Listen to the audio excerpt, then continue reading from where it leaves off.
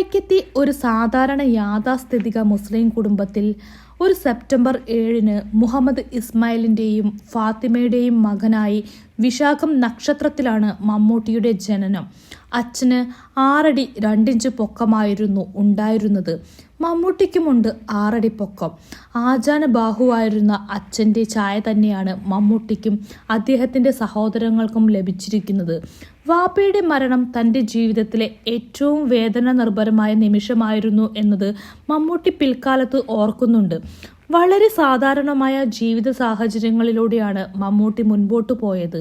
വർഷങ്ങളായി വൈക്കത്തിനടുത്തുള്ള ചെമ്പിൽ തന്നെയാണ് മമ്മൂട്ടിയുടെ കുടുംബം താമസിച്ചിരുന്നത്. പാണപ്പറമ്പ് എന്നാണ് വീട്ടുപേര്. വാപ്പയ്ക്ക് ധാരാളം കൃഷിഭൂമി ഉണ്ടായിരുന്നു. കയർ കച്ചവടം, പുകയില കച്ചവടം, തുണിക്കച്ചവടം എന്നിവ വേറെ. ആ കുടുംബം നാട്ടിലെ വലിയ ജന്മിമാരായിരുന്നു. നാളെത്ര മാറിയിട്ടും നാട്ടുകാർ വാപ്പയെ മുതലാളി എന്നാണ് അവസാന കാലം വരേക്കും വിളിച്ചിരുന്നത്. ധനവാനായിരുന്നുവെങ്കിലും ലളിത ജീവിതം നയിച്ചിരുന്ന അദ്ദേഹം കാറിൽ സഞ്ചരിക്കാൻ പോലും സമ്മതിച്ചിരുന്നില്ല. ഒട്ടും ആർഭാട ജീവിതമല്ലാതിരുന്ന അദ്ദേഹം മക്കൾ എത്ര നിർബന്ധിച്ചിട്ടും ബസ്സിലാണ് യാത്ര ചെയ്തിരുന്നത്. ഫുട്ബോൾ ആയിരുന്നു അദ്ദേഹത്തിൻ്റെ പ്രധാന കമ്പം. മക്കളെ ഒരു കാര്യത്തിനും അദ്ദേഹം നിർബന്ധിച്ചിരുന്നില്ല. മമ്മൂട്ടിയും ഇബ്രാഹിം കുട്ടിയുമെല്ലാം രാത്രി സിനിമ കഴിഞ്ഞു വരുമ്പോൾ വാതിൽ തുറന്നു കൊടുക്കുന്നത് അദ്ദേഹമാണ്.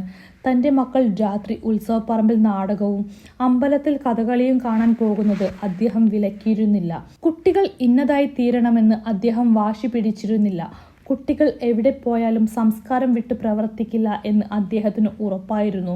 മക്കൾ സിനിമയിൽ പോയപ്പോൾ പലരും വിളിച്ച് അപവാദങ്ങൾ പറഞ്ഞപ്പോഴും അദ്ദേഹം അത് വകവച്ചില്ല. ഏതായാലും ഉപ്പയുടെ പ്രതീക്ഷ പോലെ, ഉപ്പയുടെ വിശ്വാസം പോലെ മക്കൾ ആരും തന്നെ സംസ്കാരം വിട്ട് പ്രവർത്തിച്ചിട്ടില്ല.